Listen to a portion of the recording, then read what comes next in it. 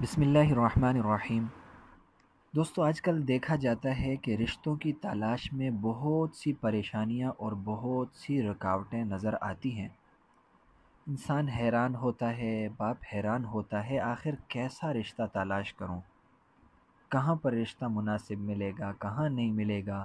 حسب نسب کو دیکھوں، مالداری کو دیکھوں، کس چیز کو دیکھوں؟ تو حضور نبی کریم صلی اللہ علیہ وآلہ وسلم کا فرمان ہے کہ رشتہ، اس کے اندر 4 چیزوں کو دیکھا جاتا ہے۔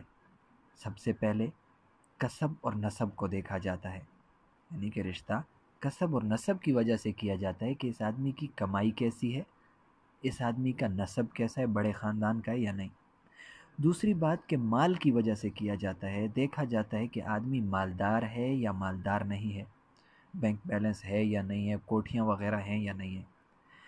تیسری چیز حسن و جمال کی وجہ سے، حسن و جمال کو دیکھا جاتا ہے کہ حسن اور جمال کیسا ہے، خوبصورتی ہے یا نہیں ہے۔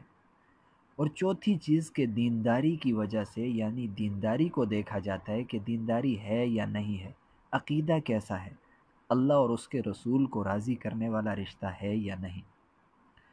حضور نبی کریم صلی اللہ علیہ وآلہ وسلم نے ان سب میں سے کون سے رشتے کو منتخب فرمایا؟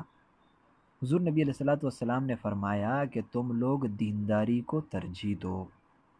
دیکھو کہ اگر باقی ساری چیزیں ہیں اور دینداری ہے پھر تو بہت اچھا، لیکن اگر ایک طرف دینداری ملتی ہے اور باقی چیزیں نہیں ہیں تو اس دینداری والی جگہ کو ترجیح دینی چاہیے، کیونکہ اگر ایسا نہیں کیا تو دنیا میں فساد ہوگا۔